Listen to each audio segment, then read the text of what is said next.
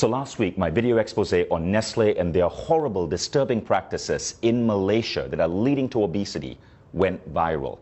And about 1 million people watched the video. Some 17,000 people, mostly in Malaysia, shared it on their Facebook, and Nestle actually responded. Now that prompted me to do some further digging into what Nestle is doing, and what I found is disturbing. That's what I'm going to talk about in this video. See, Nestle says that their drink Milo is a health drink. They run ads telling kids to drink Milo every single day. They say that Milo gives you energy. What they don't say is that Milo actually makes you fat, that no real athlete would put this in their body, and that energy comes from sugar spikes. This is milk, and this is actually Nestle milk. So see, Nestle, I don't dislike all your products. Your milk is actually pretty good. I wish you would stick to milk rather than coming up with useless crap like Nesquik and Milo. Now, most kids in America and Europe drink milk because we know that milk can have a good effect on kids. Milk has natural sugars, lactose. It's a natural sugar. Nestle gets parents in Asia and the developing world to add this crap to milk, Milo. So Nestle's press release says they try to put 6 grams of sugar in a glass of Milo. Not true. At the back of a Milo tin in Malaysia, it actually says add 3 teaspoons of Milo. 3 teaspoons of Milo is roughly 9 grams of sugar. Now you want to know what 9 grams of sugar looks like? 9 grams of sugar is roughly this. This are Nestle bonbons. This is a candy that Nestle markets. Each one has 3 grams of sugar. Candy itself is fine. My kids will eat this maybe once every 2 weeks or so. But Nestle's advertising is basically telling moms in Malaysia to add Milo to kids' milk, which is the equivalent of putting 1, 2, 3 bonbons in a glass of milk before sending that kid off to school. Now, what do you think that does to this kid's body, to this kid's cognitive functioning? This much sugar comes really close to the daily recommended sugar allowance for an adult, which is 25 grams. A glass of Milo, 20 grams of sugar. But that's only the start of the bullshit. Everybody in Malaysia knows that most Malaysians don't just drink Milo with milk. They often take Milo powder and add this to it. This is sweetened condensed milk. In Malaysia, because of Nestle's marketing that says Milo is healthy, people feel it's justified to add sweetened condensed milk on top of their Milo, creating what is in fact a sugar bomb with up to 40 grams of sugar into a child in the morning before sending them to school. By the way, Milo isn't just bad because of its sugar content. One of the primary ingredients in Milo is something called maltodextrin. I want you to Google that, maltodextrin. This is what Nestle is having us put into the bodies of Malaysian children. Now, if you think Nestle is content with just screwing up kids' milk drinking habits in the developing world, think again. This is what a reader sent me from Australia. In Australia, the Nestle ads for Nesquik, their chocolate milk drink, says, make ordinary milk into extraordinary. Ordinary milk is a nutrient-dense drink that's healthy for kids. But Nestle is getting kids to pour this crap called Nesquik into their milk. Now, you want to know the sugar content of Nesquik? Check this out.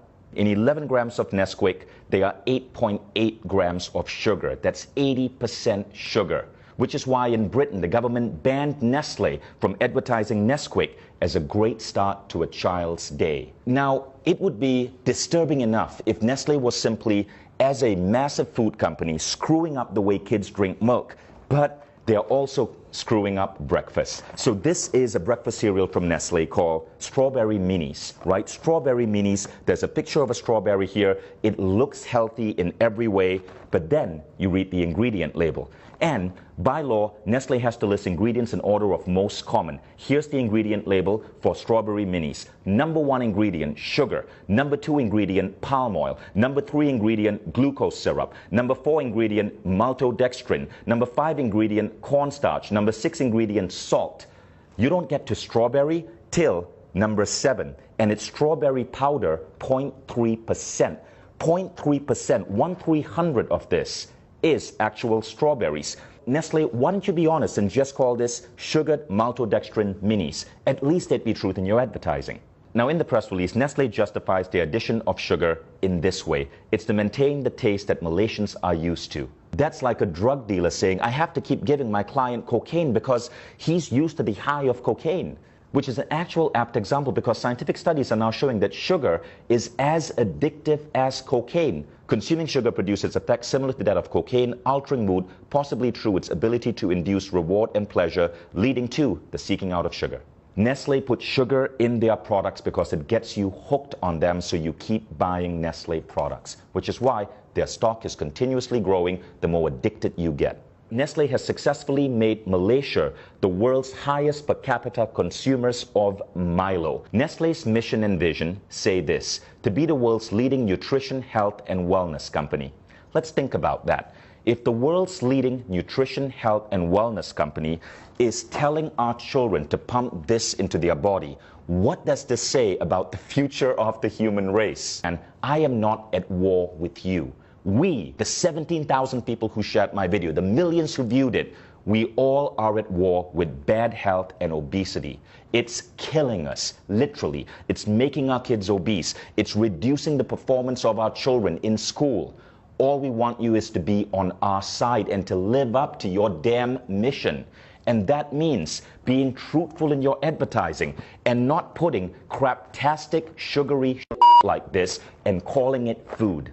Now, Nestle has been in controversies before. There was the baby powder controversy. Millions of babies malnourished because Nestle convinced women in India and Africa to feed their babies Nestle baby powder rather than breast milk. There is the water controversy in the United States, where Nestle has become the world's biggest supplier of bottled water, and in many cases convincing people that they need to buy expensive plastic bottled water, which ultimately causes mass plastic pollution, huge greenhouse contribution, rather than drink the water from their tap, which in many places is actually clean. All of these controversies were exposed. Nestle had to change practices because people like you spoke up. People like you would not let a large corporation get away with the lies, which is why I really appreciate you guys who shared that last video. There was something Nestle said in that press release that I really liked, and we got to give them credit for. They said, "In line with the ever-evolving needs of our consumers, we continuously make efforts to produce healthier and tasty products." You know what this means, people of Malaysia, Australia, Indonesia, the Philippines. Nestle says they're listening to you, so make your voices heard. Share this video, dub this video in your native language. You can even take the script from this video and the previous video, act it out yourself, put it up on your YouTube channels. You get the views. Share it with your friends on WhatsApp, share it on Facebook, spread this video. Nestle says they are listening to you. Let's see if that's true or it's another Nestle lie. Thank you all in advance for sharing this. And Nestle, I look forward to your next press release.